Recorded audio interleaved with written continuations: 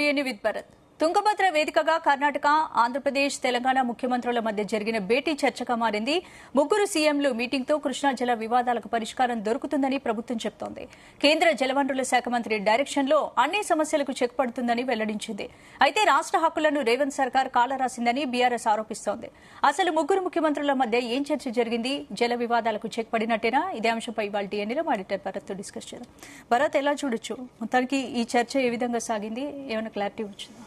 అంటే ఇప్పుడు మూడు రాష్ట్రాల ముఖ్యమంత్రులు దీనికి ముందు అంటే తుంగభద్ర గేట్ల ఇన్స్టలేషన్ ముందు మాట్లాడుకున్న తర్వాత ఆ తర్వాత బహిరంగ సభలో కూడా మాట్లాడారు.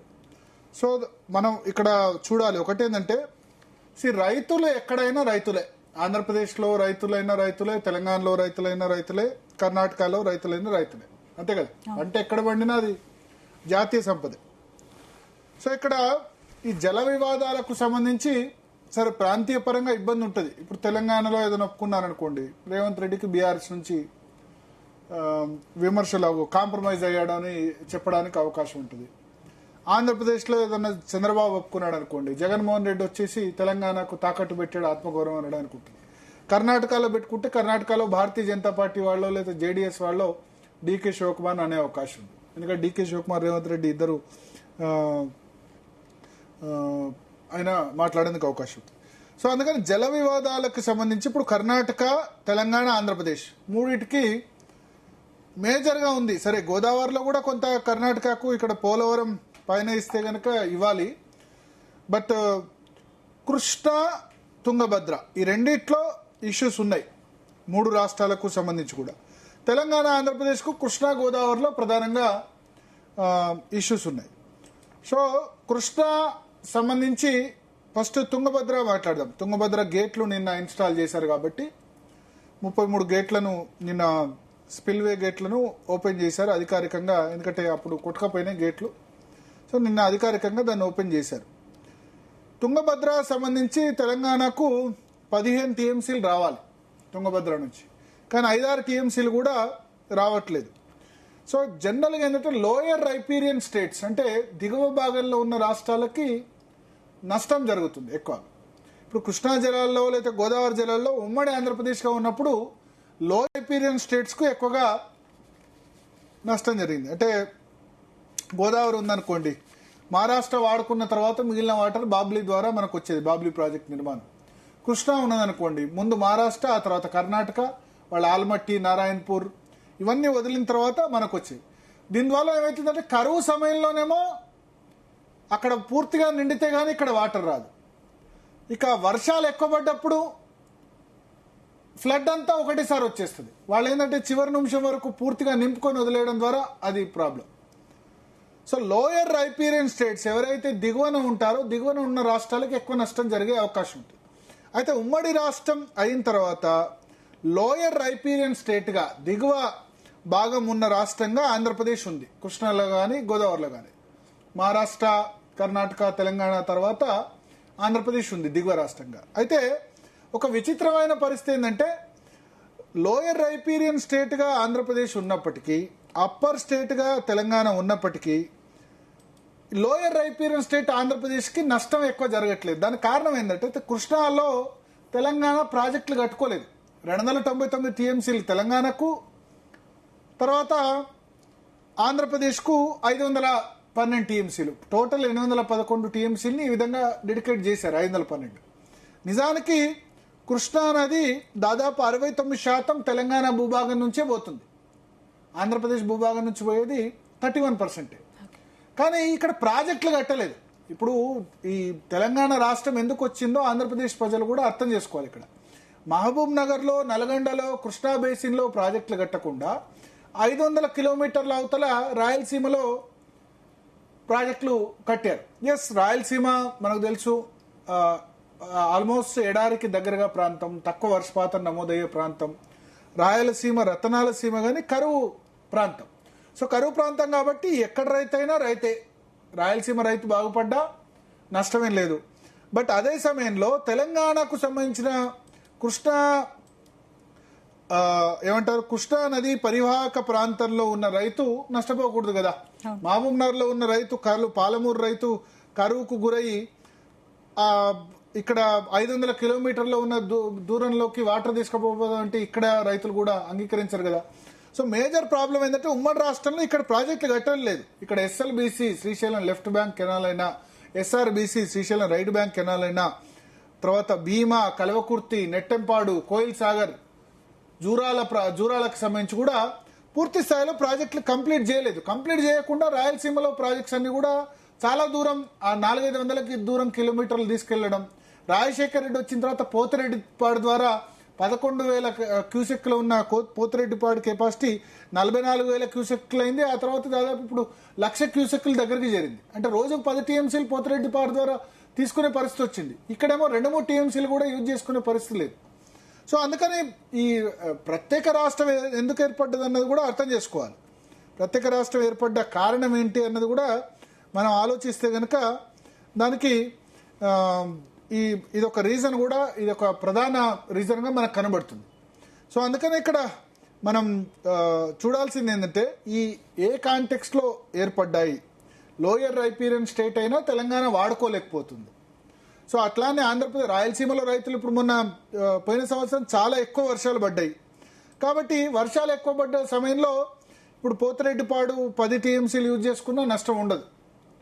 వర్షాలు తక్కువ పడ్డ సమయంలోనే, ఇప్పుడు ఈ సంవత్సరం ఉంది, ఎల్నినో ఇయర్ అంటున్నారు, అసలు వర్షం లేదు, ఈ సంవత్సరం ఇబ్బందులు వస్తాయి.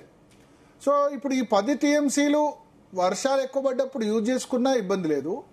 తక్కువ వర్షం వచ్చినప్పుడు ఇది రైట్గా, హక్కుగా భావించకూడదు, అదే సమస్య.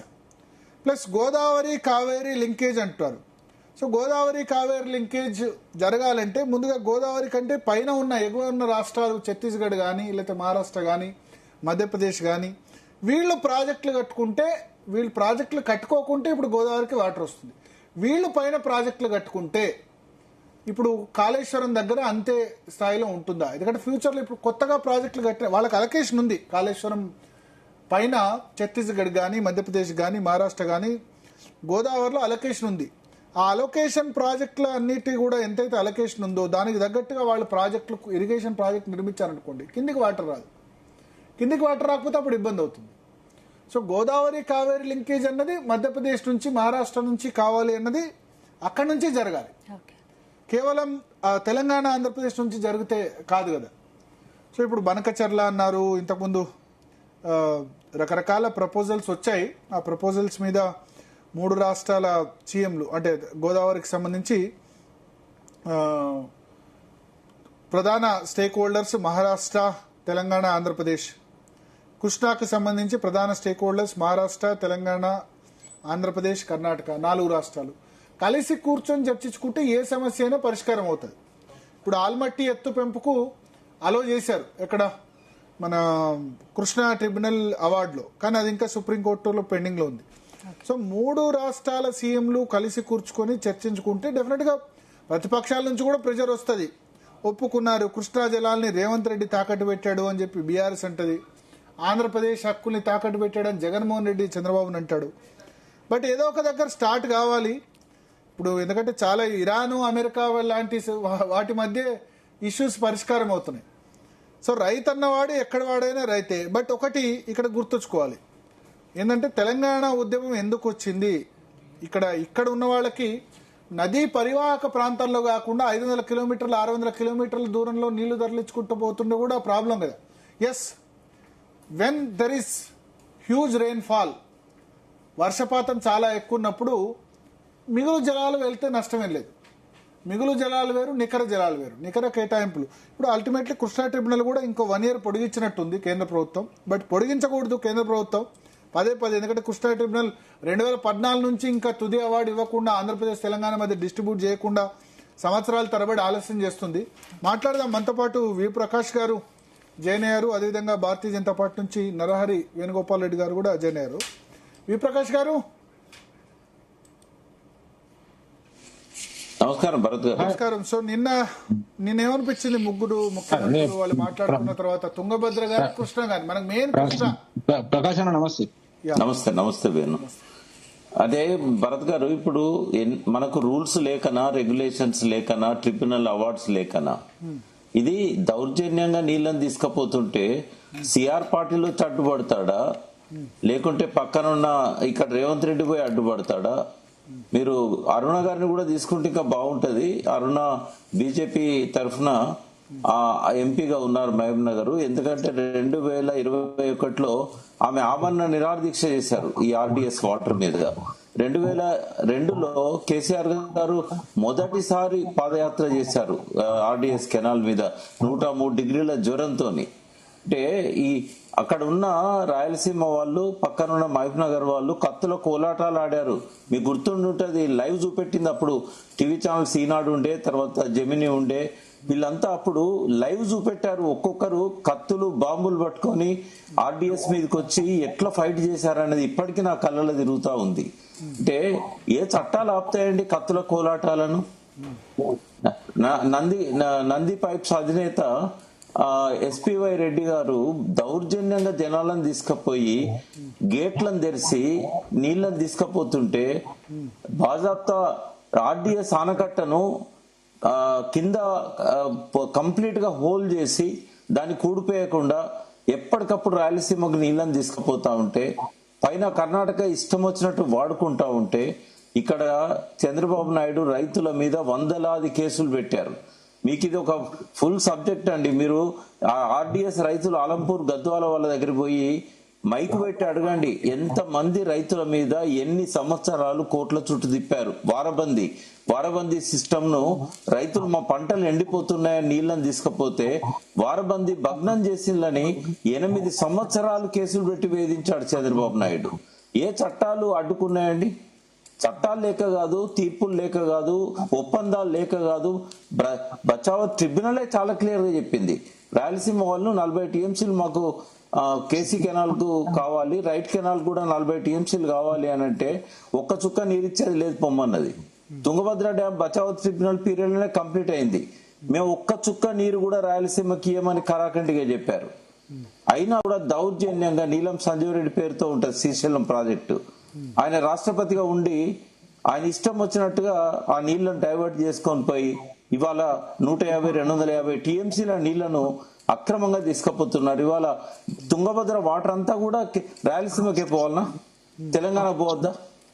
అసలు ఈ తెలంగాణ కృష్ణా బేసిన్ లో ఉంది, రాయలసీమ పెన్నా బేసిన్ లో ఉంది. ఎక్కువ కర్ణాటకనా ఏమంటారు?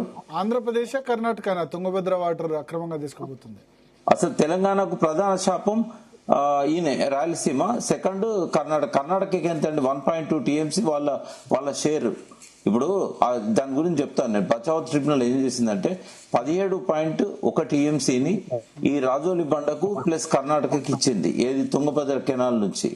అయితే అదివరకు తుంగభద్రలో తెలంగాణ ఎట్లా నష్టపోయిందంటే 19.5 టీఎంసీల నీళ్లను తుంగభద్ర లో లెవెల్ కెనాల్ ద్వారా నడిగడ్డకు తీసుకురావాలనేది నిజాం ప్రభుత్వం ఆ రోజు చేసిన ప్రణాళిక. డిస్టర్బెన్స్ వస్తుంది, పీసీఆర్ మిగతా వాళ్ళ మ్యూట్ చేయండి. ఒక్క నిమిషం, నేను ఇయర్ ఫోన్ తీసేస్తున్నా.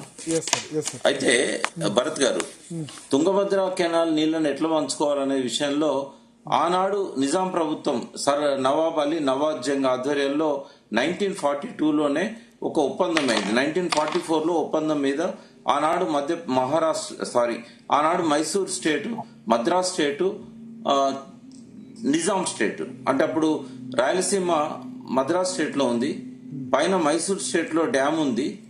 అదే విధంగా తెలంగాణ అది 200-300 సంవత్సరాలు ఇంకా గజపతి రాజుల కాలం నుంచి, కృష్ణదేవరాయల కాలం నుంచి మొఘల్ ఛానల్స్ అనేటివి ఉండేటి. ఆ మొఘల్ ఛానల్స్ అప్పటి నుంచి వాడుకుంటున్నాయి కాబట్టి ఆ నీళ్లను రాయలసీమకి తెలంగాణకి ఇవ్వాలని చెప్పేసి 15.9 టీఎంసీలేమో రాజోల్ బండ కింద తెలంగాణకు, అదే విధంగా 1.2 టీఎంసీ ఏమో కర్ణాటకకు కేటాయించారు. దానికి నేపథ్యం ఏంటంటే 19.5 టీఎంసీలు ఈ గద్వాల ఆలంపూర్ నడిగడ్డ అంటారు, ఈ రెండు నదుల మధ్యలో తుంగభద్ర కృష్ణా నది మధ్యలో ఉన్న ఈ ప్రాంతానికి ఇవ్వాలని చెప్పి మొదట్లో నిజాం ఏదైతే 1942లో ప్రణాళిక వేసుకొని 44లో మద్రాసు మైసూర్ రాష్ట్రాలతోని సంతకాలు చేయించుకున్నారో ఆ ఒప్పందాన్ని తుంగలో దొక్కారు. నీలం సంజీవ్ రెడ్డి ముఖ్యమంత్రి అయిన తర్వాత ఆర్డీఎస్ ఇట్లాంటి ఇబ్బందులు ఆ రైతులకు ఎదురు కావడానికి మొదటి కారణం, రెండవ కారణం, మూడో కారణం కూడా నీలం సంజీవ్ రెడ్డి గారే. ఎందుకంటే ముఖ్యమంత్రిగా ఉన్నప్పుడే ఆ నడిగడ్డకు వచ్చే కెనాల్ ను ఆయన రద్దు చేసేసిండు ఏకపక్షంగా.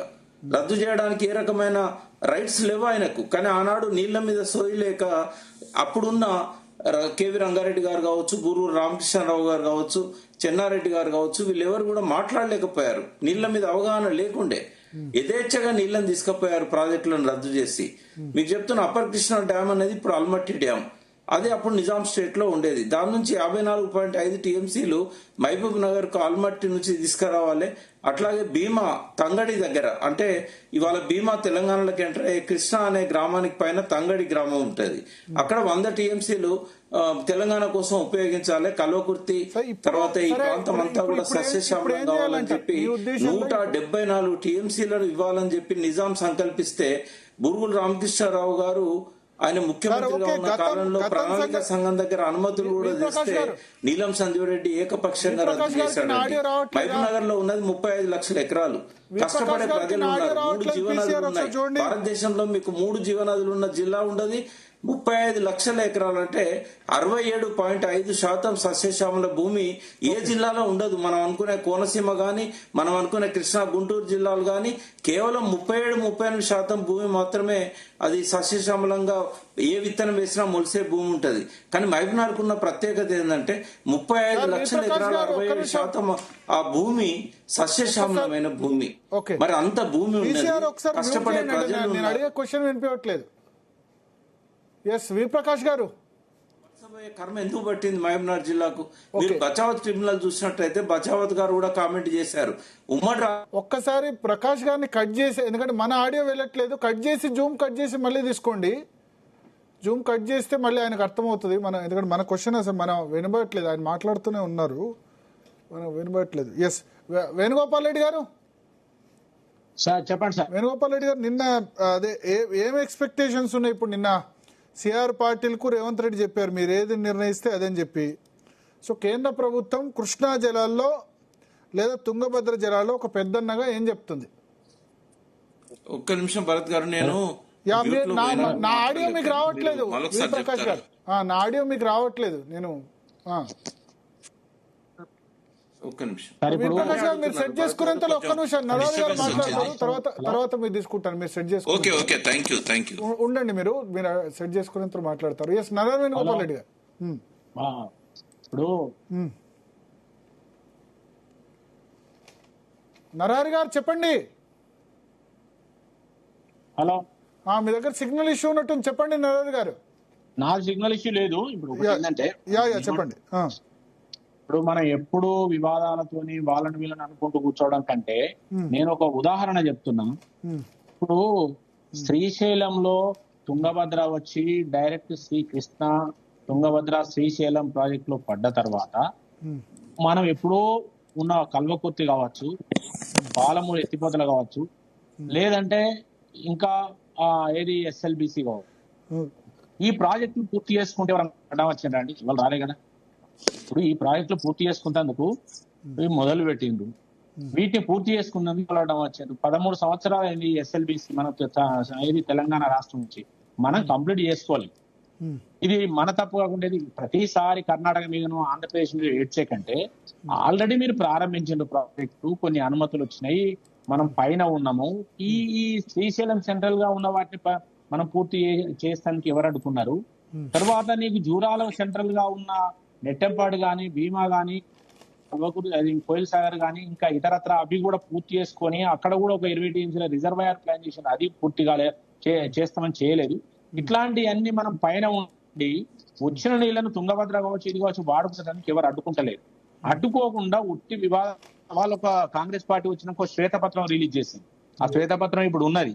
శ్వేతపత్రంలో టీఆర్ఎస్ ని విమర్శించింది. మరి విమర్శించిన వాళ్ళు ఇప్పుడు వచ్చిన కాంచి ఆడేమన్నా చేసినారంటే వాళ్ళు కూడా ఏం చేయలేదు. ఇది అన్నిటికీ కారణం ఏంటంటే వీళ్ళు నిధులు లేక కేవలం కార్పొరేషన్లు పెట్టి అప్పులు తీసుకునే ప్రయత్నం చేస్తూ ఒకటే కార్పొరేషన్ అప్పు తెచ్చి మళ్ళీ కార్పొరేషన్ పేరు మార్చి మళ్ళీ అప్పులు తేవడం, వీటి కొరకు వీళ్ళు నీటి యుద్ధాల పేరు మీద కాలయాపన చేస్తారు తప్ప వాస్తవంగా మనం పైనుండి తెలంగాణ వచ్చినాక కూడా ఇంకా మనం మేషాలు లెక్క పెట్టి నిధులు లేక అన్ని వివాదాలు, రాజకీయ వివాదాలు సృష్టించుకొని కాలయాపన చేయడం తప్ప ఇక్కడ ఏమీ సమస్య లేదు. ఆల్రెడీ కేంద్రం దానికి ఒక చట్టం తీసుకొచ్చింది. కృష్ణా గోదావరి వాడు బోర్డు నిర్ణయించింది, అపెక్స్ కౌన్సిల్ పెట్టింది, అన్ని పెట్టింది, కూర్చొని పరిష్కరించుకోవచ్చు, అన్ని చేయొచ్చు. కానీ వీళ్ళు వాటి మీద మాట్లాడుతున్నారు. కానీ వీటిని పూర్తి స్థాయిలో వినియోగంలో తెచ్చుకొని మనం 299 అన్నారు, అది సరిపోదు ఇంకెక్కువ కావాలంటారు. ఆ 299 మైనర్ ఇరిగేషన్, మెడ్ ఇరిగేషన్ మిగతా దాన్ని కూడా పూర్తిగా వాడతలేము, 160 టీఎంసీలు. కాబట్టి మనం పూర్తిగా వాడుకొని అదనంగా ఇంకా ఆయకట్టు ఇంకా వాడుకునే కావాల్సిన దాని మీద మనం కొట్టాడాలి. కానీ ఉన్నదాన్ని వాడుకోకుండానే ఇవన్నీ లొల్లి పెట్టుకుంటా పోతున్నారు అనేది నా అభిప్రాయం. మనం ప్రతిసారి మాట్లాడుకుంటున్నాం. కాబట్టి దీంట్లో రాష్ట్ర ప్రభుత్వం తన బడ్జెట్, తన అలొకేషన్స్, బడ్జెట్ అలొకేషన్ చూసినప్పుడు ఎక్కడ కూడా ఈ ప్రాజెక్టులు ముందుకు పోతాయని మాత్రం మనకు కనిపించడం లేదు. ఇప్పుడు రాష్ట్ర ప్రభుత్వం ఇరిగేషన్ మీద పెట్టిన ఆన్ గోయింగ్ ప్రాజెక్టులు కానీ, పెండింగ్ ప్రాజెక్టులు కానీ, కొత్త ప్రాజెక్టులు కానీ ఏమైనా బడ్జెట్ కనుక మనం చూసేది డబ్బులు లేవు. డబ్బులు లేకుండా మనం మాట్లాడుకుంటే ఏం లాభం? కాబట్టి మనం పూర్తి చేసుకుంటేందుకు కావాల్సిన అన్ని మనం ఇప్పుడు ఉన్న వాటిని పూర్తి చేస్తే తర్వాత ముచ్చట తర్వాత, ముందు వీటిని పూర్తి చేయండి. వీటిని ఎవరు ఆపుతలేరు పైనుంచి వచ్చి. తుంగభద్ర మీద తుంగభద్ర ఏమున్నది? తుంగభద్ర డైరెక్ట్ వచ్చి శ్రీశైలంలో పడుతున్నది. పడ్డ తర్వాత దాంట్లో పడ్డ తర్వాత ఆ నీళ్లను వాడుకునే గతే లేదు కదా. ఆంధ్రలో వాళ్ళు వాడుకుంటారు. వాళ్ళు ఆల్రెడీ పొద్దురెడ్డి పడగాడ నిమ్మల 40 నుంచి 80 నుంచి పెంచుకుంటూ వాళ్ళ ప్రయత్నాలు వాళ్ళు చేస్తున్నారు. మరి మనం ఎక్కడ వాళ్ళ స్పీడ్ అందుకుని. విప్రకాష్ గారు ఏదో చెప్పాలనుకుంటారు. విప్రకాష్ గారు చెప్పండి.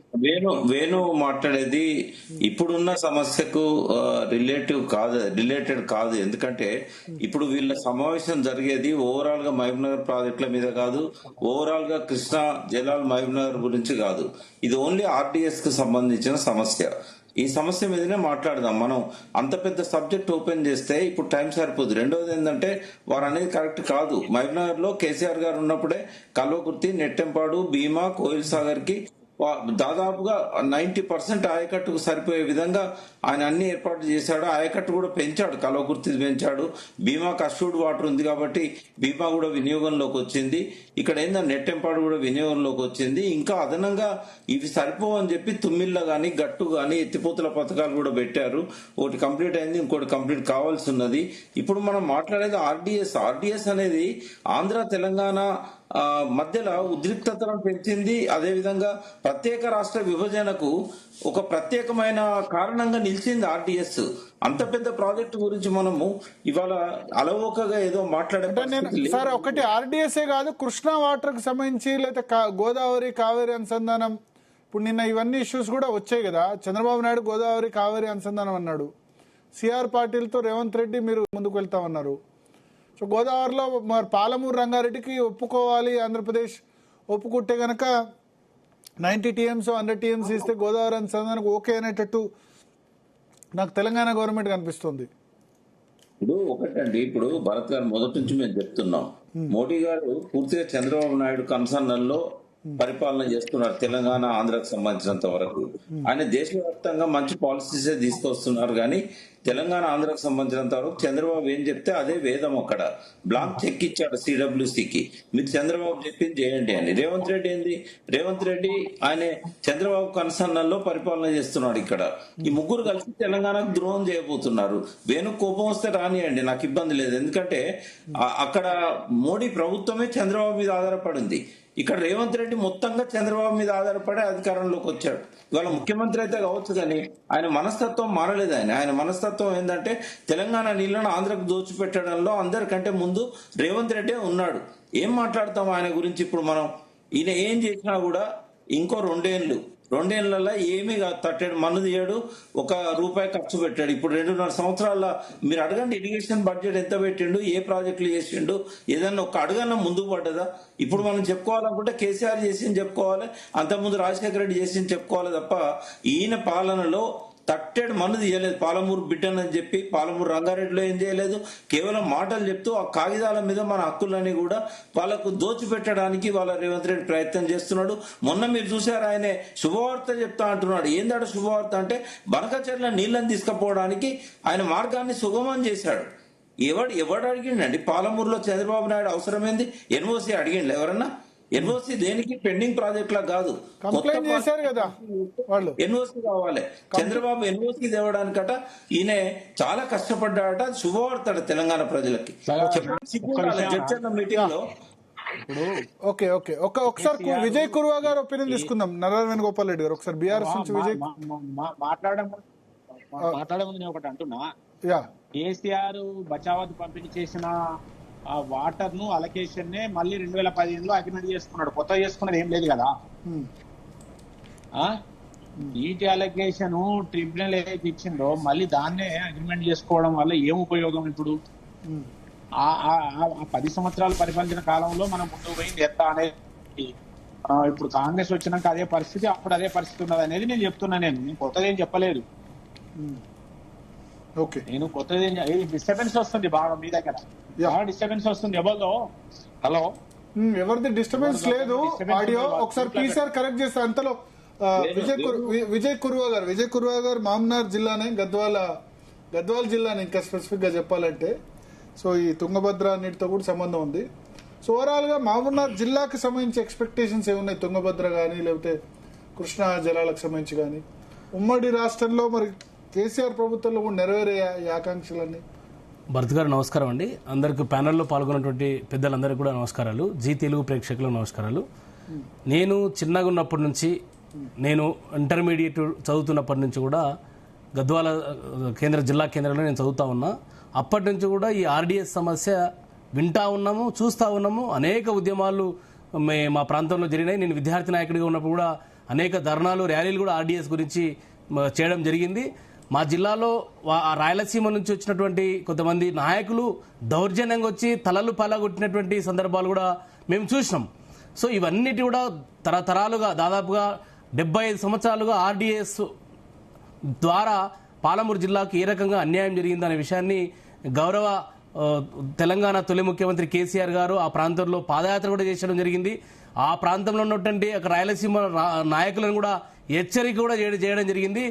వాళ్ళు బాంబులు తీసుకొని వస్తే మేము కూడా ఎట్లా రావాలో వస్తామని చెప్పేసి కేసీఆర్ గారు కూడా గతంలో ఆ రాయలసీమ నాయకులకు హెచ్చరికలు చేయడం వల్ల కూడా ఆ ప్రాంతంలో ఉద్యమం కూడా జరగడం జరిగింది.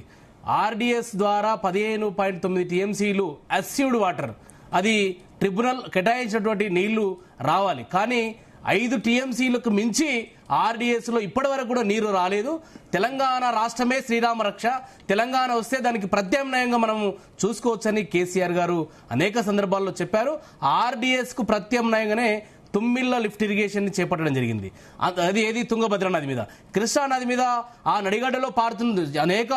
చాలా ఎక్కువ సంఖ్యలో పెద్ద ఎత్తున కృష్ణా నది, తుంగభద్ర నది నడిగడ్డలో పారుతున్నప్పటికీ కూడా నడిగడ్డకి తీరని అన్యాయం చేసినటువంటి గత పాలకులని ఆ యొక్క విషయాన్ని దృష్టిలో ఉంచుకొని కేసీఆర్ గారు గట్టు లిఫ్ట్ ఇరిగేషన్ కూడా, నెట్టెంపాటు లిఫ్ట్ ఇరిగేషన్ ప్రారంభించి వదిలేస్తే దాన్ని పూర్తి చేశారు. అది చాలక గట్టు లిఫ్ట్ ఇరిగేషన్ కూడా పథకాన్ని తీసుకొచ్చారు. 2023 వరకు ప్రభుత్వం వరకు పనులు జరిగినాయి. కానీ కాంగ్రెస్ ప్రభుత్వం వచ్చిన తర్వాత ఆ పనులు కూడా ఆపేశారు.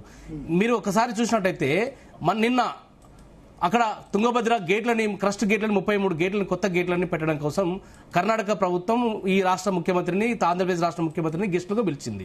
అక్కడికి వెళ్ళిన తర్వాత వారు ఎయిర్పోర్ట్ లాంజ్లో కూర్చొని మాట్లాడుకొని ఏం మాట్లాడుకున్నారు, ముగ్గురు ముఖ్యమంత్రులు, కేంద్ర మంత్రి ఏం మాట్లాడుకున్నారు, ఇప్పటివరకు కూడా అఫీషియల్ నోటు ఈ మన రాష్ట్రం సీఎంఓ నుంచి కానీ ఏపీ సీఎంఓ నుంచి కానీ రాలేదు. అధికారులు కూడా ఆ కార్యక్రమంలో ఎవరు పాల్గొనలేదు. నాకు తెలిసి అది మొత్తం కూడా రాజకీయపరమైనటువంటి చర్చలు జరిగినట్టు నేను బలంగా భావిస్తా ఉన్నాం. అక్కడ జరిగినటువంటి సమావేశంలో అయిపోయింది, నిర్ణయాలు జరిగిపోయినాయి, పెద్ద అద్భుతాలు జరిగిపోయినాయని చెప్పేసి రేవంత్ రెడ్డి గారు సంకలు జబ్బలు సరుచుకునేటువంటి ప్రయత్నం చేసిండు.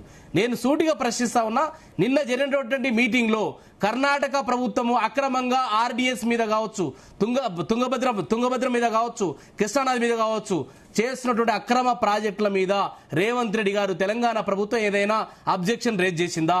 అంతేకాకుండా ఆంధ్రప్రదేశ్ నిర్వహిస్తున్నటువంటి అక్రమ ప్రాజెక్టుల మీద ఏమైనా అబ్జెక్షన్ రేజ్ చేసిందా? చూడండి ఒకసారి మీరు. తుంగభద్ర నది మీద కర్ణాటక రాష్ట్రము కురిడి లిఫ్ట్ ఇరిగేషన్ ని 2 టీఎంసీలను అక్రమంగా నిర్మిస్తుంది. అదేవిధంగా చిక్కల పరివి అనేటువంటి బ్యారేజ్ ని 2.5 టీఎంసీలతో నిర్వహిస్తుంది. అదేవిధంగా చిక్కల మంచి అనేటువంటి ఒక బ్యారేజ్ ని 5 టీఎంసీలతో నిర్వహిస్తుంది.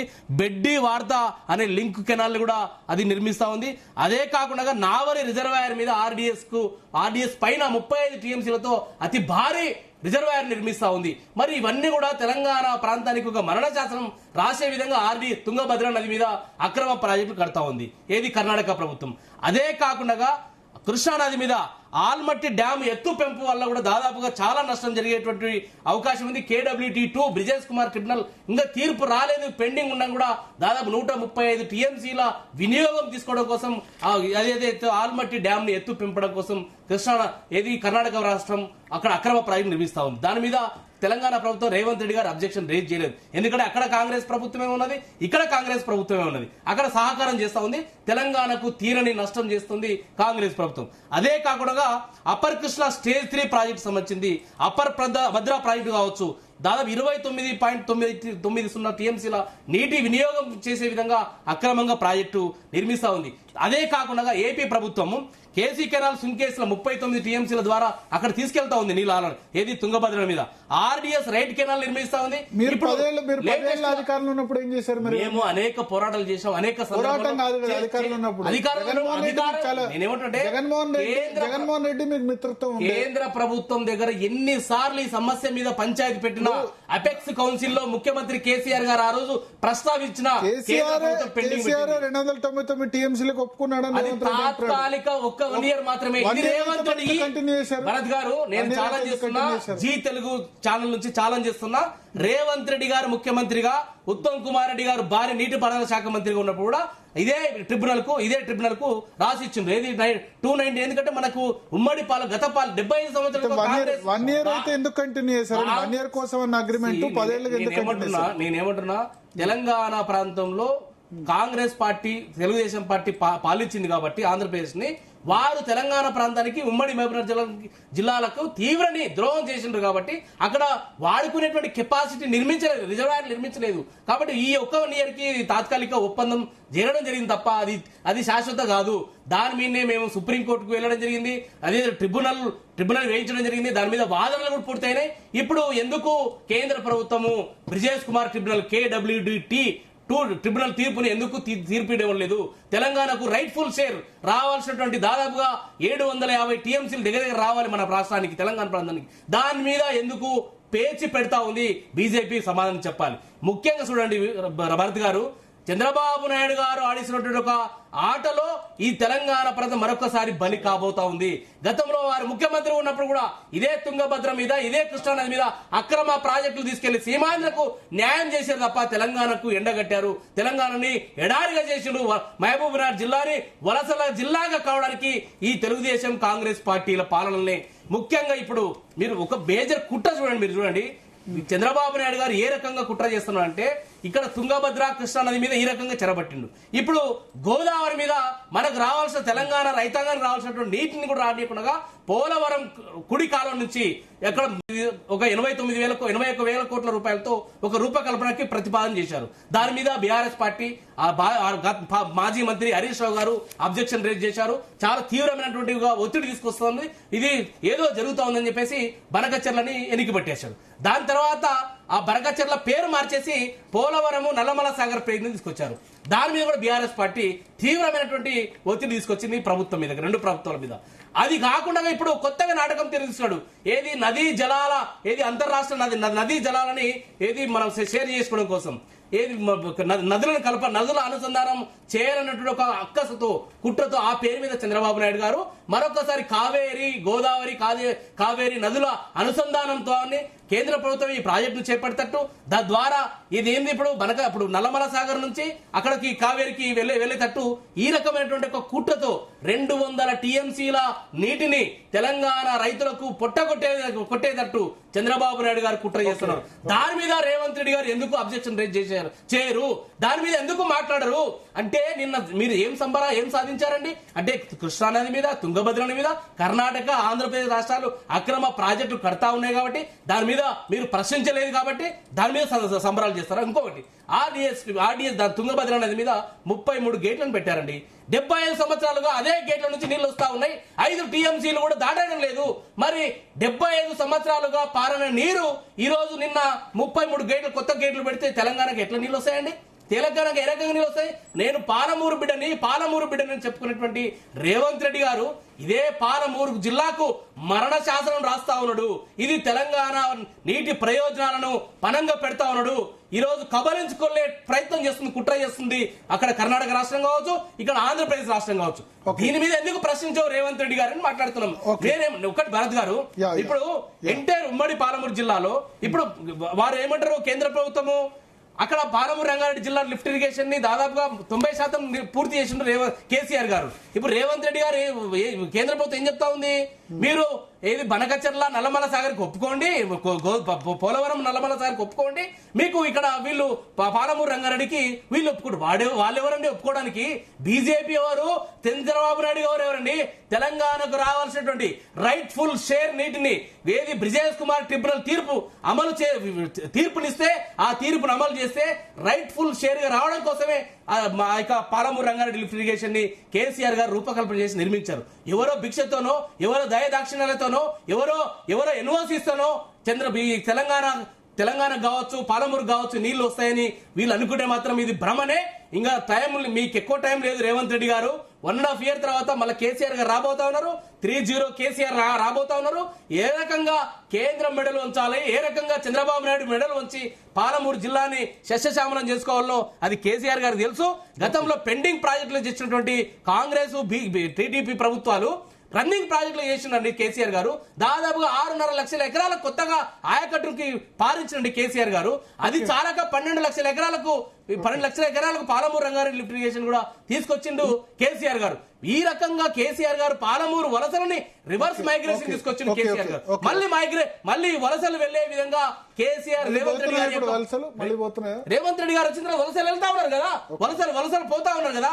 ఇది మీరు సొల్యూషన్ ఏంది? ఇప్పుడు రాష్ట్రాల ముఖ్యమంత్రులు సెంట్రల్ గవర్నమెంట్ చర్చించొద్దా? భరత్ గారు, తుంగభద్ర గేట్ల ఓపెనింగ్ పోతున్నాయి. నేనేమంటున్నానంటే తుంగభద్ర గేట్ల ఓపెనింగ్ పోయి మీరు ఫోటోలు ఇవ్వడం కాదు, మీరు ముగ్గురు ముఖ్యమంత్రులతో జరిగే కాదు.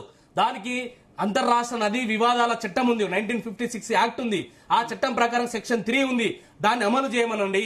అదే కాకుండా దానికి ట్రిబ్యునల్స్ ఉన్నాయి, దానికి ఏదైతే ట్రిబ్యునల్స్ తో పాటు అపెక్స్ కౌన్సిల్ ఉంది.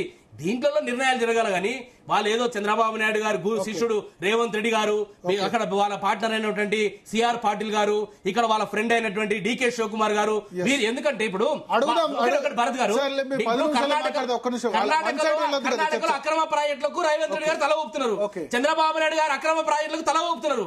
అంటే అక్రమ ప్రాజెక్టులు రేవంత్ రెడ్డి గారు తల ఊపితే అయిపోతుందా? దుర్గాప్రసాద్ గారు, గుడ్ ఈవినింగ్ భారత్ గారు. దుర్గాప్రసాద్ గారు, మీరు చర్చ విన్నారో లేదో, మొదటి నుంచి ఫాలో అయ్యారో లేదో, బట్ ఒకటి క్రక్స్ ఏంటంటే మళ్ళీ తెలంగాణకు అన్యాయం జరుగుతుంది. మీరు తెలంగాణ తెలుగుదేశం పార్టీ, బట్ నిన్న ఇప్పుడు జరిగిన చర్చల సారాంశం ఏంది? తర్వాత బనకచర్ల గోదావరి కావేరి లింక్ను కూడా మిగతా ఇక్కడ బీఆర్ఎస్ వ్యతిరేకిస్తుంది, ప్లస్ తెలంగాణలో ఉన్న రేవంత్ రెడ్డి ప్రభుత్వం కూడా వ్యతిరేకిస్తుంది. తుంగభద్రలో తెలంగాణకు నీళ్లు రావట్లేదు, 15 TMCలు అయితే 5 TMCలే వస్తున్నాయి అంటున్నారు. భరత్ గారు, నిన్న చర్చలో పాల్గొన్న వాళ్ళందరికీ నమస్కారం, మీకు వ్యూవర్స్ అందరికి కూడా. ఈరోజు ఒకటండి, నిన్న ఏదైతే రేవంత్ రెడ్డి గారు ముఖ్యమంత్రి గారు డయాస్ మీద అక్కడ ఉన్న కేంద్ర మంత్రి మిగతా 2 ముఖ్యమంత్రుల మధ్య తెలంగాణ ప్రాంతానికి ముఖ్యంగా RDS కి 15 TMCలు కావాలని అడగటం అనేది తెలంగాణ హక్కులను కాపాడటం కోసం ముఖ్యమంత్రి గారు ఖచ్చితంగా మాట్లాడిందనే తెలుగుదేశం పార్టీగా భావిస్తున్నాం. రెండవది, వాళ్ళ మాటల్లో అంటే ఉదయం పూట వాళ్ళు కూర్చొని మాట్లాడిన మాటల్లో గోదావరి జలాలని డైవర్ట్ చేసేటప్పుడు అక్కడ నుంచి ఎక్కడెక్కడ ఏ ప్రాంతాలకు ఎంత ఇవ్వాలనేది వైఆర్ నెగోషియేషన్ కూర్చొని మాట్లాడుకుంటే రావాలనేది వాళ్ళు ఒక అభిప్రాయానికి వచ్చినట్టు అర్థమైంది. అందుకనే డికే శివకుమార్ గారు కూడా మాట్లాడినప్పుడు సౌత్ ఇండియాలో 3 ముఖ్యమంత్రులు ఈ రైతాంగం కోసం 3 రాష్ట్రాలు తెలంగాణ, మహారాష్ట్ర, ఆంధ్రప్రదేశ్ రైతాంగం కోసం సాగునీటి సమస్య పరిష్కరించడం కోసం ఇది ఒక ప్రత్యేకమైన ఈవెంట్ లాగా దీన్ని తీసుకున్నాం. దీనికి ఒక పునాది పడ్డది అని అంటే ఒక లార్జర్ ఇంట్రెస్ట్ లో ఉన్నారు. Political parties, different political parties, మేము ఎన్డీఏలో ఉన్న తెలుగుదేశం పార్టీగా, వారు కాంగ్రెస్ పార్టీ ముఖ్యమంత్రులు అయినప్పటికీ కూడా జల వివాదాన్ని రైతాంగం దృష్టితో చూడాలని చెప్పి 3 ముఖ్యమంత్రులు చేస్తున్నారు. దాన్ని తెలుగుదేశం పార్టీగా తెలంగాణ శాఖగా ఆహ్వానిస్తున్నాం. రెండోది మీకు ఒకటి గుర్తు తెలంగాణకు అన్యాయం చేస్తాను. జరగకుండా తెలంగాణ తెలుగుదేశం పార్టీ ఫైట్ చేస్తుందా? డెఫినెట్ గా నేను అదే దానికే వస్తున్నా భరత్ గారు. ఒక్క నిమిషం నాకు టైం. యా. ఇవాళ గౌరవనీయ సుప్రీంకోర్టు కూడా ఒకటి చెప్పింది మనకి. ఇవాళ సుప్రీంకోర్టు కూడా ఈ నదీ జలాల వాటాల విషయాలకు వస్తే మీరు ఖచ్చితంగా అక్రాస్ ద టేబుల్ కూర్చొని మాట్లాడుకొని సెటిల్ చేసుకోండి అని సుప్రీంకోర్టు కూడా చెప్పడం జరిగింది.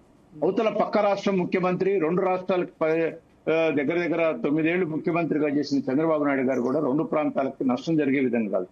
గోదావరి మీద ఎన్ని గడితే అన్ని కట్టుకోమంటున్నారు, మాకేం అబ్జెక్షన్ లేదంటున్నారు. గత ఆంధ్రప్రదేశ్ ప్రభుత్వం అబ్జెక్షన్ పెట్టింది కూడా డిపిఆర్ వాటి గురించే, కానీ మీ డిపిఆర్ లో మీరు ఎంత వాటర్ తీసుకుంటారని చెప్పమనే అబ్జెక్షన్ తప్ప వేరే అబ్జెక్షన్ కాదు. ఇక్కడ రాజకీయ పార్టీ ముఖ్యంగా భారత రాష్ట్ర సమితి ఇది పొలిటికల్ రంగు, అంటే రాజకీయ రంగు, రాజకీయ జల వివాదం తప్ప నిజాలు కాదు. మిగతా నేను చెప్తున్నా 10 ఏళ్లలో ఎందుకు కూర్చొని పరిష్కరించుకోలేదండి ఇది? నేను అదే వాళ్ళు ప్రభుత్వంలో ఉన్నప్పుడు ఫస్ట్ 5 సంవత్సరాలు మీరు కూడా ఉన్నారు కదా, మీరెందుకు పరిష్కరించుకోలేదు? అందుకనే 5 సంవత్సరాలు ఆంధ్రప్రదేశ్ లో మీరు కూడా ఉన్నారు కదా. దానికే వస్తున్నా. ఫస్ట్ 5 సంవత్సరాలు ఉన్నప్పుడు కేసీఆర్ గారు ముఖ్యమంత్రిగా ఉండి ఎఫెక్ట్స్ ముందు కూర్చొని 299 టీఎంసీలకి సంతకాలు పెట్టుకున్నారు చంద్రబాబు నాయుడు గారు, కేసీఆర్ గారు.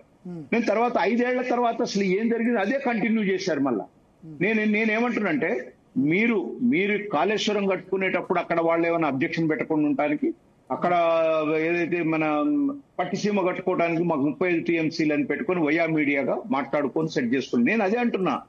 I'm not ignore that. నేను అది తప్పనంట్లా. 2 రాష్ట్రాల ముఖ్యమంత్రులు కూర్చొని జల వివాదాన్ని పరిష్కరించుకోవాల్సిన అవసరం ఉందని మేము చెప్తున్నాం. ఇప్పటికీ ఎక్కడ వాటర్ సౌకర్యంగా ఉంటే అక్కడ అసలు ప్రధానమైనది మర్చిపోతున్నారు. ఇక్కడ రాజకీయ విభేదాలు ఉన్నాయి. ఆంధ్ర తెలంగాణ ఎన్నికలు వచ్చినప్పుడు ఏదో మాట్లాడాలని కాదు, అసలు 2 తెలుగు రాష్ట్రాలు కూడా, ఆంధ్రప్రదేశ్ తెలంగాణ కూడా, ఇవాళ కర్ణాటక మహారాష్ట్ర మీద అంతకుముందు గతంలో ఫైట్ చేసినాం. ఇప్పుడు రాష్ట్రాలు విడిపోయినాక కూడా ఈ 2 రాష్ట్రాలు కలిపి 4 రాష్ట్రాలకు పంపకాలు జరగాలి, ఇంతవరకు జరగల. మనం చూస్తున్నాం ఇలా రాష్ట్రాలు విడిపోయి 12 సంవత్సరాలు అవుతుంది. కృష్ణా రివర్ బోర్డు కానీ లేకపోతే గోదావరి రివర్ బోర్డు కానీ ఏ ఒక్క దానికన్నా ఎప్పుడన్నా ఇంతవరకు అయిందండి? కాలేదు కదా. అందుకనే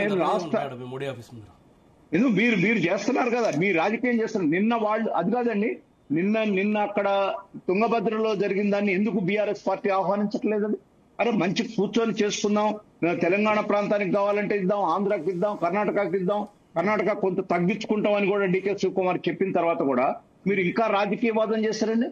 నేను ఒక్కటి అడుగుతున్నాండి, అసలు నదీ జలాలు అంటే మామూలుగా జలాలు అనుసంధానం చేస్తుంటే ఎందుకు మీకేమి ఇబ్బంది అండి?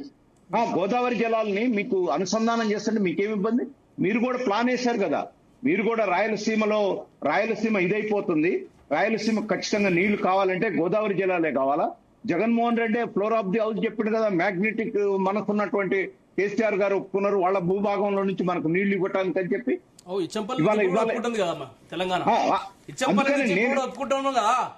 నేను అందుకాలంలో ఇచ్చంపల్లి ఎందుకు మొదలు పెట్టలేకపోయినావు? కేవలం కాళేశ్వరం 90 టీఎంసీలు 120 టీఎంసీలు మాత్రమే ఉంది. ఇంకా మనం ఇవాళ ఇచ్చంపల్లిలో 85 టీఎంసీలు నికర జలాలు వాడుకోవచ్చు, 330 టీఎంసీలు పవర్ కు పోతున్నాయని. కాబట్టి నేను ఇక్కడ కాంగ్రెస్ పార్టీ ప్రభుత్వాన్ని కూడా మొన్న మధ్య కూడా మేము ఒక లెటర్ రాశాం, ఖచ్చితంగా ఇచ్చంపల్లి స్టార్ట్ చేయండి. గోదావరి మీద మనం ఇంకా వాడుకోవాల్సింది 1450 టీఎంసీలు వాడుకోవాలి మనం. అవన్నీ వాడుకున్న తర్వాత మనం కట్టడి చేస్తే వాళ్ళు పోతే మిగిలిన వాడుకుంటారు, వాళ్ళకి వచ్చేంత వాళ్ళకి వస్తుంది. కానీ ఇవాళ సముద్రంలో 3000 టీఎంసీలు కలిసిపోతా ఉంటే వాళ్ళు ఏదో చేస్తామంటే. ఇంకోటండి, ఈ భరత్ గారు ఈ సందర్భంగా ఒకటి చెప్తున్నాను, ముఖ్యమంత్రి గారు చంద్రబాబు నాయుడు గారు 2 తెలుగు రాష్ట్రాలకు కాదు పక్క రాష్ట్రాలకు కూడా మేము నీళ్లు అనుసంధానం అయినాక ఇస్తామని చెప్తున్నారు. దానికి ఒక ఉదాహరణ కూడా చెప్పారు. ఇవాళ బనకచర్ల కానీ లేకపోతే నల్లమల సాగర్ నుంచి కానీ గోదావరి జిల్లాలో 200 టీఎంసీలు కనుక వాళ్ళు తెచ్చుకున్నట్టయితే మనకి ఇక్కడ శ్రీశైలం మీద కానీ నాగార్జున సాగర్ మీద కానీ వాళ్ళకు ఒత్తిడి తగ్గితే అప్పుడు మనం ఇక్కడ ఒక 30-40 టీఎంసీలు, ఇందులో ఒక 30, అందులో 40-70 టీఎంసీలు వాడుకోవచ్చు. ఇవాళ పాలమూరు రంగారెడ్డికి నికర జలాలు తీసుకోవచ్చు. ఇదంతా వయా మీడియాగా కూర్చొని మాట్లాడి సెట్ చేసుకోవాల్సినటువంటి విషయాన్ని కోర్టే చెప్తుంది కదా. మీరు కూర్చొని మాట్లాడుకొని 2 రాష్ట్రాలు ఒక ఒప్పందానికి వస్తే ఏం చేస్తారు? ఒకటేనండి, తెలుగుదేశం పార్టీ భౌగోళికంగా విడిపోయినా కానీ అన్నదమ్ముల్లాగా ఉండాలా, రైతాంగం కోసం చూడాలి, రాజకీయాలు చూడొద్దండి. ఇవాళ మేము మాట్లాడుతున్నాం అంటే ఏమైనా తెలుగుదేశం పార్టీ రేపు తెలంగాణలో ఎప్పుడే మాట్లాడగానే మేము అధికారం, కానీ నీటి వివాదాలని బయలాటరల్ గా కూర్చొని మాట్లాడితే పరిష్కరించుకున్నాయి. ఎప్పటికప్పుడు నీటి వివాదాలు వచ్చినప్పుడు నేను ఒక్కటి అడుగుతున్నానండి ఈ సందర్భంగా బీఆర్ఎస్ సోదరుని, ఇవాళ వాళ్ళు ఏదైతే పోలవరం కట్టుకున్నారో, పోలవరం కట్టుకున్న తర్వాత 190 టీఎంసీకి ట్యాంకు డయాఫ్రమ్ మొత్తం వాళ్ళు ఇచ్చిన డిపిఆర్ లోనే ఉంది. 190 నిల్వ చేసుకున్న తర్వాత వాళ్ళు లెఫ్ట్ రైట్ కెనాల్ ద్వారా వాళ్ళు అనుసంధానం చేసుకుంటారు నీళ్లు. What is your problem? మీరు ఎందుకు ప్రకాష్ గారు వచ్చి ఎందుకు మీరు ప్రెస్ వచ్చి అవకాశం ఇవ్వాలి భరత్ గారు. నరవరి గారు ఒక్క నిమిషం, విప్రకాష్ గారు ఒక్క నిమిషం భరత్ గారు, ప్రకాష్ గారు ఉన్నారు కాబట్టి వారు కూడా ఒక దశలో ఈ డిస్కషన్ జరుగుతుంటే బనకచర్ల జరిగేటప్పుడు వారు కూడా ఒకటి చెప్పారు. నిజమే, వాళ్ళు ఒక సముద్రంలో కలిసే నీళ్లు తీసుకుంటే మన తెలంగాణ ప్రాంతానికి కూడా కొంత నీళ్లు అడిగి తీసుకోవచ్చు అనే ఆలోచనని వారు కూడా చెప్పారు గతంలో. మరి ఇప్పుడు వారి స్టాండ్ ఏ విధంగా ఉందో నాకు తెలియదు. ఏమంటారంటే మీరు అడిగిన ప్రతిపాదన అడుగుతారు ప్రకాష్ గారు. ప్రకాష్ గారు కూడా క్లియర్ చేయాలి. ప్రకాష్ గారు ఇక్కడ నాకు ఒక డౌట్ ఏంటంటే, ఒక్క నిమిషం అన్న మీరే మాట్లాడదు. నేను ఒక ప్రశ్న, నాకు అసలు దాని ఐడియా రాట్లా. ఇవాళ హరీష్ రావు గారు వాళ్ళు లెఫ్ట్ కెనాల్ అంటే Polavaram left canal right canal నుంచి వాళ్ళు తీసుకుపోయి అక్కడ అనుసంధానం చేసుకుంటామంటే మనకెందుకు ప్రాబ్లం అని అడుగుతున్నా. దీన్ని నాకు ఇంతవరకు అసలు నాకు అర్థం కావట్లా. నేను ఎంత తరోగా చేసినా కూడా వాళ్ళు 190 టీఎంసీలు నిల్వ చేసుకున్న తర్వాత అందులో ఉన్న నీటిని తీసుకుపోయి వాళ్ళు వాడుకుంటామంటే మనకేం అబ్జెక్షన్ అని అంటున్నాను నేను. ఇది ఎందుకు దీన్ని మళ్ళీ మీరు అసలు మీరు మీ పార్టీకి విధానం ఉందా, స్టాండ్ ఉందా? చంద్రబాబు నాయుడు గారు ఒకవైపు అంటారు అది సముద్రంలో కలిసే నీళ్ళు అవి వరద జలాలు అవి, మేమేమో అస్యూర్డ్ వాటర్ తీసుకోవట్లేము, పోలవరంకి ఏదైతే అస్యూర్డ్ వాటర్ ఉన్నావో దానికి ఉన్నటువంటి ఆయకట్టు దానికి ఉంది. దుర్గాప్రసాద్ గారు మీ పార్టీ చెప్తుంది కదా, మీ ప్రభుత్వం ఆంధ్రప్రదేశ్ మీ ప్రభుత్వం చెప్తుంది కదా ఇదేది వరద సముద్రంలో వృధాగా పోతా ఉన్నాయి, ఆ వరద జలాలను మాత్రమే వాడుకుంటా ఉన్నాము, ఏది నల్లమల్ల సాగర్ ద్వారా కావేరి తీసుకెళ్తామని చెప్పేసి మీ ప్రభుత్వం చెప్తా ఉంది. మీరేం టీవీలో వచ్చి అవి అస్యూర్డ్ వాటర్ కదా వాళ్ళు వాడుకుంటే మీకేం బాధ అని మీరు మాట్లాడతారు అన్నారు. ఇది మీ యొక్క విధానం. తెలంగాణకు మీకుండేటువంటి చిత్తశుద్ధి ఇది, మీకు తెలంగాణ పట్ల మీకుండే చిత్తశుద్ధి. ఏం మాట్లాడతారు దుర్గాప్రసాద్ గారు? మళ్ళీ బీఆర్ఎస్ పార్టీ సోదరుడు సమాధానం చెప్పాలని మాట్లాడతారు. ఒకసారి విప్రకాష్ గారిని అడుగుదాం ఒపీనియన్. విప్రకాష్ గారు. భరత్ గారు ఒక 1 by 1 చెప్తాను నేను. ఒక విషయంలో ఏంటంటే పదే మీడియాలో మీరు అడుగుతున్నారు, వాళ్ళు చెప్తున్నారు ఎందుకు సంతకం పెట్టాడు కేసీఆర్ 299కి అని. ఇప్పుడు 99 పెట్టి 1 year పెట్టారు కదా, మళ్ళీ కంటిన్యూ కూడా ఎందుకైంది అది కూడా. ఒక్క నిమిషం, బ్రజేష్ కుమార్ ట్రిబ్యునల్ వచ్చేదాకా మనం అంతకుముందు ఒప్పందాలే అమల్లో ఉంటాయండి. సంతకం ఉమాభారతి దగ్గర పెట్టేటప్పుడు నేను ఢిల్లీలోనే ఉన్నా, అప్పుడు ఢిల్లీలోనే పనిచేస్తున్నా. 2015-16 ఇయర్ అనుకుంటా. నన్ను చెప్పండి అండి, 2 చెప్తాను నేను. ప్రాక్టికల్ సిచ్యువేషన్ అయినా బట్ నేను ప్రేక్షకుల కోసం అడిగా ఎందుకు పెట్టాడు నాకు తెలుసు. పర్వాలేదు. Practical situation, ground situation and legal situation 2 చెప్తాను నేను. లీగల్ ఏంటంటే బ్రజేష్ కుమార్ ట్రిబ్యునల్ తీర్పిచ్చేదాకా ఇప్పుడు ఏదైతే ఎక్స్టెండ్ చేశారు కదా మళ్ళీ 1 సంవత్సరము, ఈ ట్రిబ్యునల్ మళ్ళీ అంటే ఈ రెఫర్ చేశారు కాబట్టి కృష్ణా జలాల పంపకంలో ఆంధ్ర తెలంగాణ మధ్య మీరు విభజన చేయండి, పునర్విభజన చేయండి అని చెప్పారు కాబట్టి అది వచ్చేదాకా లీగల్ గా మనకు ఎటువంటి రైట్స్ ఉండవండి. అది వరకు ఉన్న ట్రిబ్యునల్ తీర్పు ప్రకారమే మనం ముందుకు పోవాల్సి ఉంటది. గ్రౌండ్ సిచ్యువేషన్ ఏంటంటే ఆ రోజు కేసీఆర్ గారు అధికారంలోకి వచ్చే నాటికి పాలమూరు జిల్లాలో మనకున్న నీళ్ళనే వాడుకునే పరిస్థితి లేదు. కల్వకుర్తి, నెట్టెంపాడు, భీమా ఏవి కంప్లీట్ కాలేదు. ఆయన ఏమన్నాడంటే 1 సంవత్సరం వరకు అయితే మేము అవి కంప్లీట్ చేసుకుంటాం, చాలా వరకు వర్క్స్ అయినాయి, అవి కంప్లీట్ చేసుకునేదాకా మీరు వాడుకోవచ్చు అని చెప్పి ఏం చేశాడు, 1 సంవత్సరానికే సంతకం పెట్టాడు. తర్వాత ఏమైందంటే మొండికేశారు. అక్కడ ఉన్న బోర్డు ఏదైతే కృష్ణా బోర్డు ఉందో సాక్షాత్తు అప్పుడున్న రజత్ కుమార్ గారు ఆయన సెక్రటరీ, ప్రిన్సిపల్ సెక్రటరీ ఇరిగేషన్, అంతకుముందు జోషి గారు, వాళ్ళు స్వయంగా బైకాట్ చేశారండి. మేము దీనిలో భాగం కాదలుచుకోలేదు, 1 సంవత్సరం కోసం సంతకం పెట్టాము, ఇప్పుడు మా కలకుర్తి, నెట్టెంపాడు, భీమా పూర్తయినాయి అని చెప్పి స్పష్టంగా వాళ్ళు చెప్పారు. మినిట్స్ లో కూడా ఉన్నాయి. బైకాట్ కూడా చేశారు, వాకౌట్ చేశారు మీటింగ్ లో నుంచి. అయినా కూడా మొండిగా కృష్ణా బోర్డు ఏం చేసిందంటే మీకు అలొకేషన్ లేదు కాబట్టి ఇప్పుడు మేమేం చేయలేము అని చెప్పి అదే ఒప్పందాన్ని కంటిన్యూ చేశారు. రేవంత్ రెడ్డి ఉన్నా అదే జరుగుతుంది. ఎందుకంటే తొందరగా 1 year లోపల కనుక మీరు ఇందాక అన్నారు తొందరగా బ్రజేష్ కుమార్ తీర్పిచ్చినట్టయితే ఆ వివాదం పరిష్కారం అవుతుంది. ఇక సెకండ్ దుర్గా గారు కొన్ని కేంద్ర ప్రభుత్వం 11 సంవత్సరాలైనా వాళ్ళు ఏందో ఈ ట్రిబ్యునల్ ఏంటంటే ఎక్స్టెన్షన్ల మీద ఎక్స్టెన్షన్లు, వాళ్ళకు ఈ ఫెసిలిటీస్ అన్ని పోతాయి. ఒక వివాదం తెలిసేందుకు ఇన్ని సంవత్సరాల 15 వేస్తే 26 వరకు కూడా ఇంకా తెలుసుకుంటే జడ్జిలు 11 సంవత్సరాలు ఒకటే దాని మీద మళ్ళీ 2 నెలలకోసారి 3 నెలలకోసారి మీటింగ్లు పెడతారు ట్రిబ్యునల్. ఒక నిమిషం. అరే డైలీ హీరింగ్ చేయొచ్చు కదా ట్రిబ్యునల్. గతంలో శాస్త్ర ట్రిబ్యునల్ అని చెప్పారు. 2004లో ఈ ట్రిబ్యునల్ కాన్స్టిట్యూట్ అయింది. ఇప్పుడు 23 ఏళ్ళు అవుతున్నది.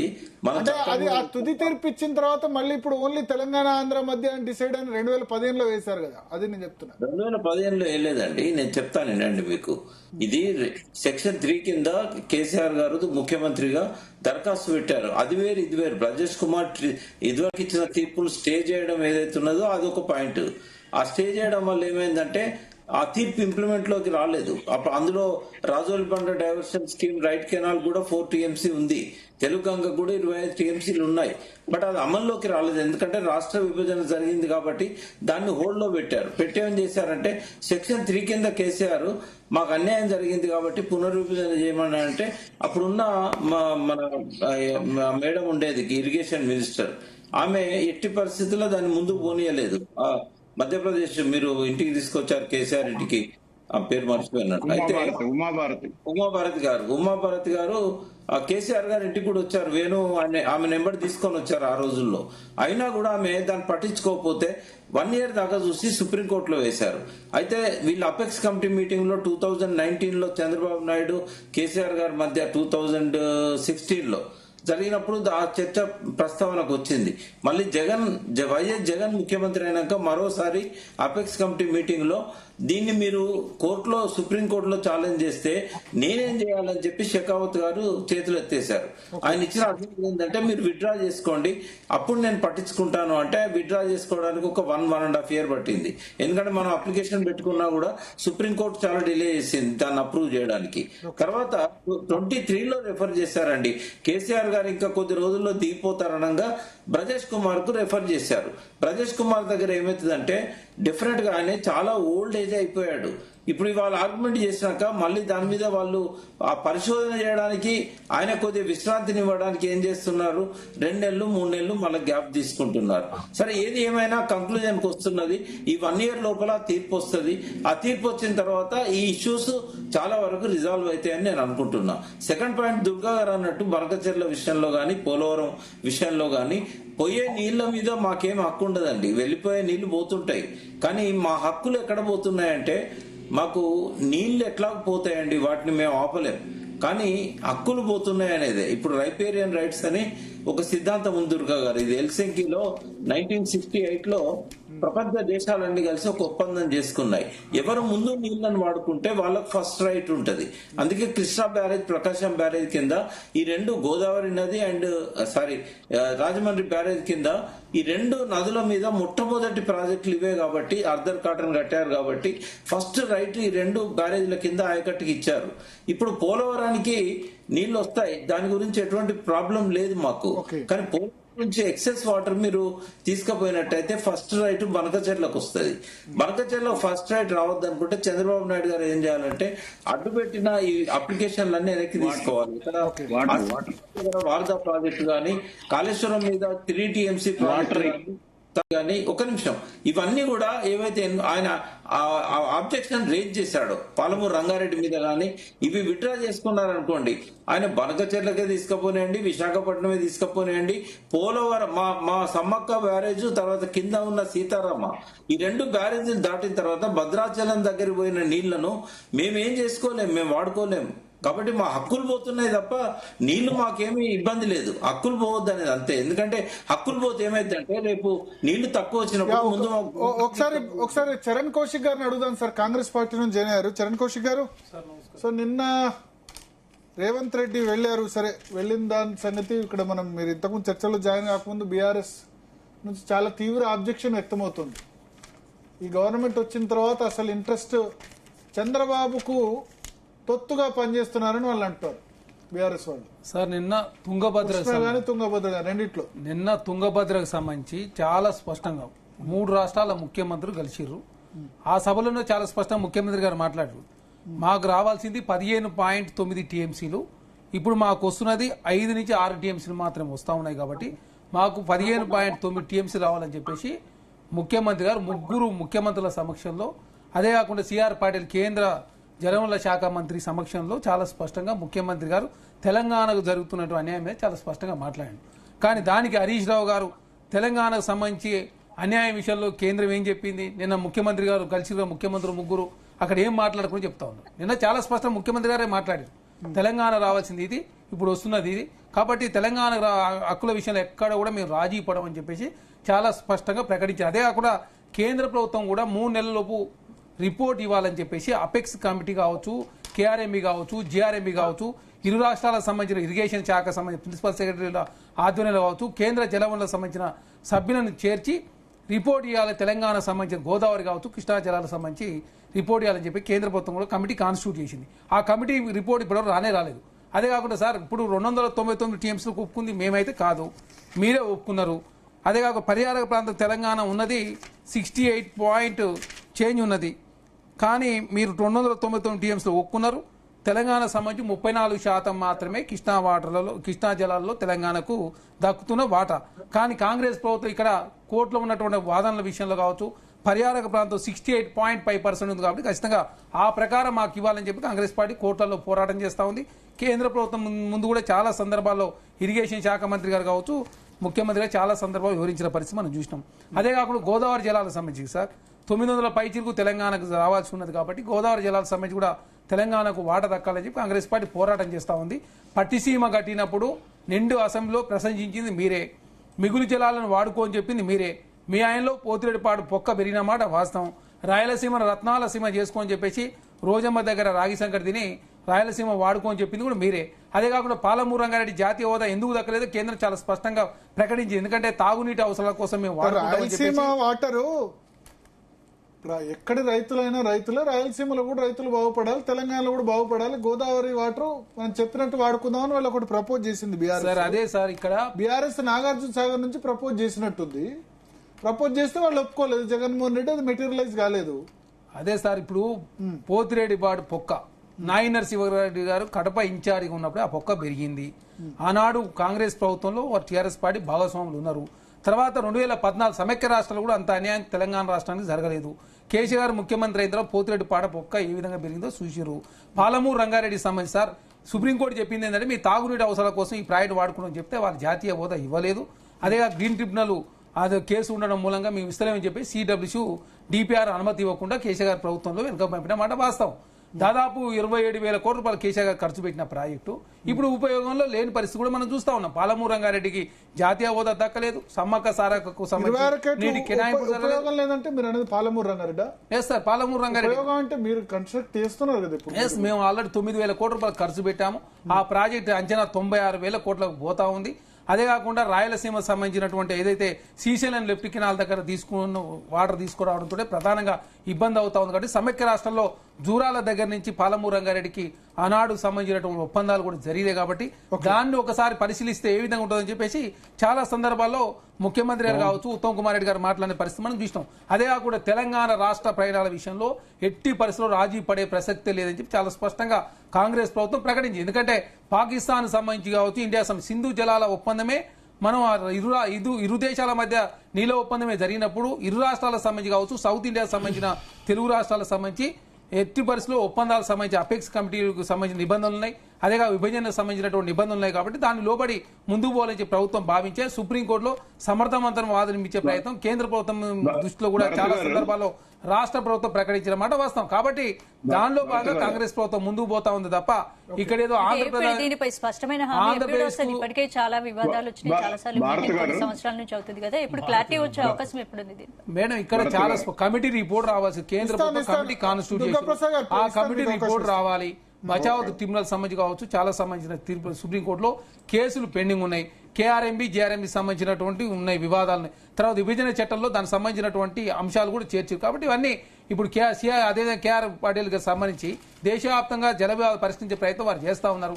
దానిలో భాగంగా 3 రాష్ట్రాల ముఖ్యమంత్రులు కలిసి తుంగభద్ర సంబంధించినటువంటి అది గేట్ల ఓపెనింగ్ కార్యక్రమంలో భాగస్వాములయ్యారు. ఇంకా అది జస్ట్ ప్రాథమిక దశలో మాత్రం ఉంటే దాన్ని హరీష్ రావు గారు విమర్శలు చేసే ప్రయత్నం జరుగుతా ఉంది. కాబట్టి పాలమూరు రంగారెడ్డికి అన్యాయం అయ్యే పనులు కాంగ్రెస్ ప్రభుత్వం చేయదు. పాలమూరు రంగారెడ్డి సంబంధించినటువంటి ప్రాజెక్టుల విషయంలో కాంగ్రెస్ ప్రభుత్వం ముందుకే పోతా ఉంది. ఓకే ఓకే, దుర్గా ప్రసాద్ గారు. క్లోజ్ చేయాలి. 5 minutes లో డిబేట్ క్లోజ్ చేయాలి. అందరికి జస్ట్ వన్ మినిట్ భరత్ గారు ఇస్తాను. నరవర్ వేణుగోపాల్ రెడ్డి గారు. ఎస్, దుర్గా ప్రసాద్ గారు చెప్పండి. భరత్ గారు ఇప్పుడు బిఆర్ఎస్ సోదరుడు నేనేదో టీవీలో వచ్చి ఒకటి మా ప్రభుత్వం ఒకటి ఏం చెప్పట్లా, రెండూ ఒకటే. వనకచర్ల నుంచి తీసుకునేది ఇప్పుడు మారిపోయి అది ఇప్పుడు నల్లమల సాగర్ అయింది. అదేంది నల్లమల సాగర్ వేస్ట్ గా పోతున్న వరద జలాలను పట్టుకొని మేము 200 TMC తీసుకుంటున్నామని ఆంధ్రప్రదేశ్ ప్రభుత్వం చెప్తుంది. దానికి అనుగుణంగా మళ్ళా మీకు శ్రీశైలంలో గాని నాగార్జున సాగర్ లో గాని కొంత వాటా తెలంగాణ తీసుకోవడానికి రెడీగా ఉన్నాము. ఇస్తానికి ప్రభుత్వం, ఆంధ్రప్రదేశ్ ప్రభుత్వం కూడా సిద్ధంగా ఉంది. రెండవది, ఇక్కడ కన్ఫ్యూజ్ చేసింది మీరండి, టిఆర్ఎస్ పార్టీ, బిఆర్ఎస్ పార్టీ. నిన్న మొన్న పత్రికల్లో ఏమంటున్నారు, పోలవరం కాలువల నుంచి అనుసంధానం, అది డిఫరెంట్ సబ్జెక్ట్. ఇది ఇక్కడ 2 సబ్జెక్టులు ఉన్నాయి, మీరు రెండింటిని మిక్స్ చేసి మాట్లాడకండి. పోలవరం కాలువకు పోయిన తర్వాత వాళ్ళు అనుసంధానం చేసుకుంటారు. సార్ ఇప్పుడు నేను ఒకటి ఏం చెప్తున్నా అంటే, గత 60 సంవత్సరాలు కానీ తర్వాత వచ్చిన బీఆర్ఎస్ ప్రభుత్వం 10 సంవత్సరాలు కానీ ఇప్పుడు ఈ కృష్ణా జిల్లాల విషయంలో అన్యాయం చేసింది అనేది ఇలా ప్రత్యక్షంగా అంకెల రూపంలో కనిపిస్తున్నది. ఇప్పుడు 2015లో కేసీఆర్ గారు సంతకం చేసినప్పుడు అప్పుడున్న ఎస్ఎల్బిసి కానీ, కల్వకుర్తి, నెట్టెంపాడు, ఏది దిండి కానీ, కోయిల్ సాగర్ కానీ, పాలమూరు ప్రాజెక్టులకు సంబంధించిన 241 TMCల సిటీ ఏంది అని అది ఉమ్మడి ఆంధ్రప్రదేశ్ లో స్టార్ట్ అయిన వాటి గురించి నీళ్ళ గురించి అడగకుండానే సంతకం పెట్టిండ్రు. ఒకటి అది మిస్టేక్. రెండోది, అదే ఆంధ్రప్రదేశ్ లో వాళ్ళు ఏది జగన్మోహన్ రెడ్డి వెలిగొండ దగ్గర టనెల్స్ పూర్తి చేసుకొని 53 TMCల రిజర్వాయర్లు పూర్తి చేసి 53 TMCల నీళ్లు తీసుకపోయి అదే పీరియడ్లో నీళ్లు తీసుకపోతే మనం 5 సంవత్సరాలు పాలమూరు ఎత్తిపోతలా అని పెట్టుకొని మనం ఒక అడుగు కూడా ముందుకు వెళ్ళకపోవడం అప్పుడున్న ప్రభుత్వాల వైఫల్యం కాదా? 10 సంవత్సరాలు దానికి ఏం ఆన్సర్ చెప్తారు వీళ్ళ దగ్గర? 10 సంవత్సరాలు ఉండి ఈ ప్రాజెక్టుల మీద అంతకుముందు 299 TMCలు ఆల్రెడీ ఉమ్మడి ఆంధ్రప్రదేశ్ లోనే మనం నికర జలాల రూపంలో వాడుకుంటున్న వాడికి సంతకం పెట్టాల్సిన అవసరం లేదు. కానీ అదనంగా రావాల్సిన ఆన్గోయింగ్ ప్రాజెక్టులు కానీ లేకపోతే కొత్త ప్రాజెక్టులకు కానీ ఫ్యూచర్ ఎట్లా అనే దాని మీద ఒక అవగాహన లేకుండా సంతకాలు పెట్టేసి ఏ ఒక్క ప్రాజెక్టు పూర్తి చేయకుండా నిధులు ఇవ్వకుండా చేసేసి వాళ్ళు ఉట్టిగానే మాట్లాడి అప్పుడు ఓగల మీద మాట్లాడుకుంటే ఎట్లా అంటే, ఇప్పుడు కాంగ్రెస్ టీఆర్ఎస్ఏ కదా సింహభాగం పరిపాలించింది, మరి నువ్వెందుకు టనల్ పూర్తి చేయలేదు? వాళ్ళ టనల్స్ ఎందుకు పూర్తి చేసుకున్నారు? వాళ్ళెందుకు రిజర్వాయర్లు పూర్తి చేసుకున్నారు? వాళ్ళెందుకు పొదిరెడ్డిపాడు రంధ్రాలు బెడల్పు చేసి తీసుకపోతే మరి మీరెందుకు తీసుకురాలేకపోయినారు? వీటికి జవాబు లేదు. కానీ ఒట్టిగానే ఊకదంపుడు ఉపన్యాసాలు చెప్పేసి కాంగ్రెస్ టీఆర్ఎస్ మీద, టీఆర్ఎస్ కాంగ్రెస్ మీద పెట్టేసి శ్వేతపత్రాలు ప్రకటించి దాటేసి వెళ్ళిపోతున్నారు.